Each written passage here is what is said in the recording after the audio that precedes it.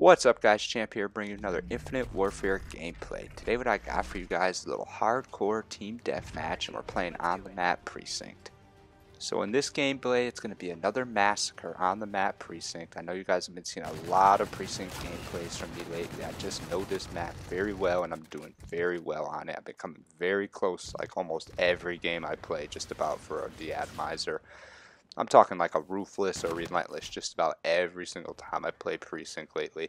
So you guys will be seeing some Precinct DE-ATOMIZER strikes on my channel coming up for sure. Because they're getting easier now. I just know the map a little better. I know what mistakes not to make. And it's just been happening a lot more frequently where I'm going on these really long gun streaks on this map specifically. Those of you guys that watch my channel saw that I have two 60+ kill team deathmatch games also on this map recently. And another DE-ATOMIZER strike that I just got the other day. So you saw that I took that one death right there, right off the bat, and that's going to be the only death that the other team gives me this whole entire game. I'm only going to take one more death by the end, and that's going to be because I call in my DE-ATOMIZER strike and I take the death right there. Hit him with the hip fire right there, and I'm going to just keep it moving. I like to take this back alley on this map. Those of you guys that watch my channel know this already. That's where I like to go. Instead of going up that street, I always take that back alley. Going through that street area where I'm pointing right now is dangerous, and that's not how you're going to get a DE-ATOMIZER strike by going through there. You got to play smart if you want to get these DE-ATOMIZER strikes, and it's all about the way you go through the map. Gun skill also has a lot to play in whether you're going to be able to get a DE-ATOMIZER strike or not, but truthfully, if you're just a really smart Call of Duty player, you could get a DE-ATOMIZER strike without even having the greatest gun skill. It would be tough.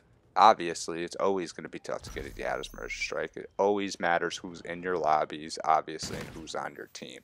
Those are big things that have a lot to do with it. If you got a whole bunch of teammates on your team, they're always hovering by you, but they never have Ghost on, then they're just giving away your position all the time. It's going to be tough to get a DE-ATOMIZER strike like that if the enemy team is always coming, knowing right where you're at. Right in this game, I am actually using a different class setup, and you're going to see that right there. I'm going back with the kinetic armor, because way back when this game first started off, that was one of my first permanent unlocks, was the reactive armor is what they call it in this game. And that was when it was a lot better, so I unlocked that originally.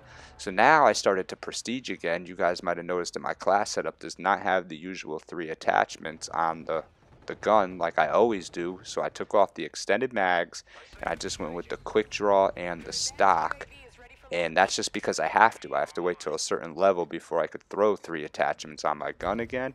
I don't know if that was level 6 or level 13. It must be level 13, because if not, I definitely would have had that 3rd attachment on my gun.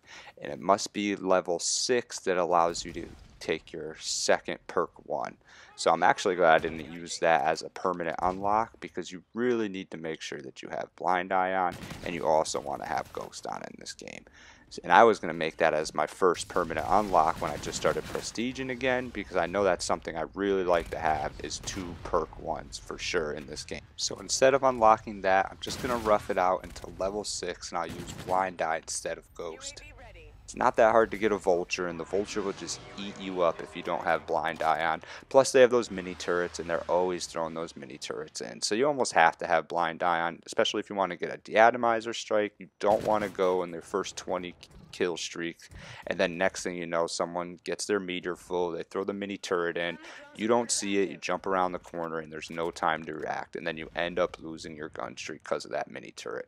That is the last thing you want to do, so just put it on anyways, just so you never run into that. It's a bad feeling when that happens. Trust me, it's happened to me before, and ever since then, I had to play with blind eye on, no exceptions, on any class when I play team deathmatch anymore. So I did flash the class setup at the beginning of this game, but I'll go over it also with you guys really quick, even though I just did talk about it right there. For the attachments on the NV4 Fallout, which is what I'm using the Fallout because I want to get this nuke.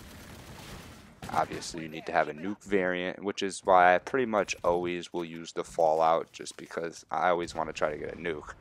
If not, then the other one's obviously better. I do have the epic version, and I've played with it for like 4 games, and I can notice that it is a lot better, but I still don't use it because I do want to get a nuke when I get the chance. So in this game, I am running just those 2 attachments, quick draw and stock. For my perks, I'm running Ghost, I'm running Blind Eye. Then I'm running Hardline in the perk 2, and then I'm running Dead Silence. And I also got this ELO sight that I'm using, which is the Blood Spatter that I got from doing the mission teams in the Blood Anvil. I believe I had to get to level 20 to get this ELO sight, this red dot ELO. And it's very helpful. It gives you a little blood spatter when you kill someone. Very unnoticeable, and I think it might be worse in core because you'll be connecting with more bullets in core than you do in hardcore, but it's very unnoticeable. It's a nice clean sight, and I think it helped improve my aim a lot since I started using it. I just find that I know exactly where it is. I don't have to do any searching. That red dot really sticks out. This is a crucial double kill that I got right here to keep this streak alive, and just picked up the Relentless right there. So that's pretty much everything in my class setup right there. And I also have on in this class setup is the personal radar. I don't really use it that often. I don't even think I use it once in this gameplay. I forget that I even have it, to tell you the truth. I'm only using this class setup for now until I can get all my attachments and everything back in the game, and then obviously I'm going to switch it up and go with my normal class setup, which will either be having Hardline or Dead Silence, and then probably taking a third attachment on my gun and getting rid of the personal radar, because like I said, I barely even use it. I forget I have it most of the time, though I've heard from a lot of people that the personal radar could be very useful and could definitely help you out. So here we are right now. I'm on about a 22-23 gun streak. I'm just going to continue to run through this map. I got to get a couple more kills so I could pick up this nuke, and I knew that I had time, so there was no reason to rush it. I've realized that I don't rush it too much anymore. Alright, so I'm 1 kill away right there. I hit the man with the wall run.